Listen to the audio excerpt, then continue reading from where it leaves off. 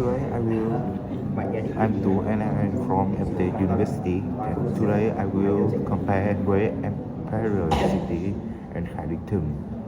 Okay, first uh, the the archaeological historical play are two of the most famous historical play in Vietnam, and they both help us understand the rich culture of the Nguyen dynasty. Even though they share this important connection, they are very different in style, purpose, and the feeling they give to visitors.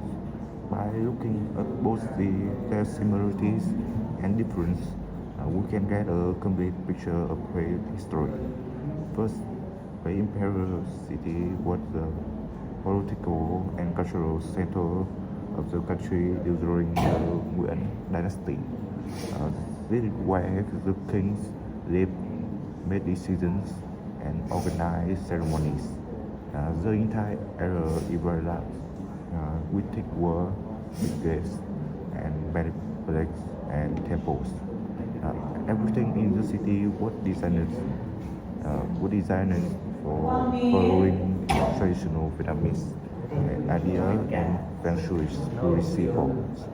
For example, the buildings are arranged in straight line, the roof completely in the color red and yellow appear everywhere because they present the power and royalty.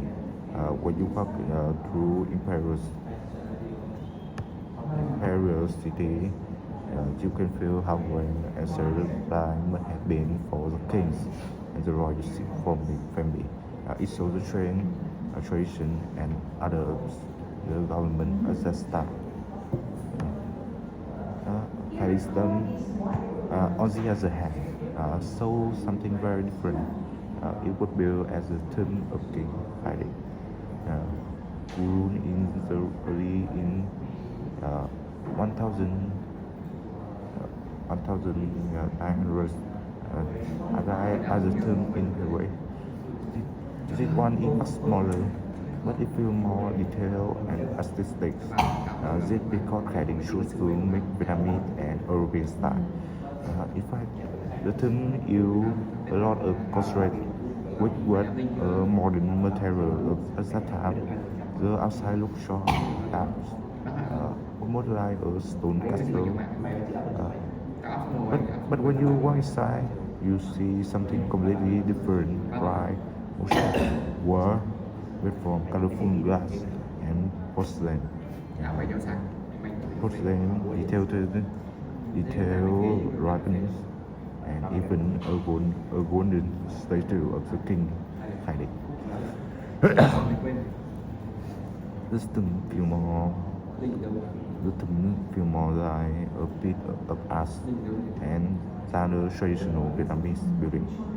It shows how the culture of Vietnam was changing during the time when France had a strong influence on the country. Uh, in the country, even though the two places are very different, they also share some important similarities. They are part of the UNESCO World Heritage Site anyway, which means they are protected and recognized as valuable to the world. But also they belong to the same royal family, the Nguyen dynasty, and haven't understand the line of the kings. They use symbols of royalty such as dragon, phoenix, and bright colors that represent power and respect. And more importantly, both play teach us about Vietnamese history. The Imperial City teach us about traditional royal life, while Haddington shows how the culture began to change at the end of the dynasty. When we compare them side by side, we can see how they compete together. The Imperial City represents tradition, stability, and the long history of the Vietnamese monarchy. It shows how the country was ruled and how important ceremonies Wakara. Character represent strength, great creativity, and the missing of the culture. It shows how Vietnam accept new ideas during a time of foreign influence. Tourism. The two sides allow visitors to see both the old and the new side of Vietnamese royal city. At the end, visiting Hue, Imperial City, and Khai give us a deeper understanding of Vietnam past.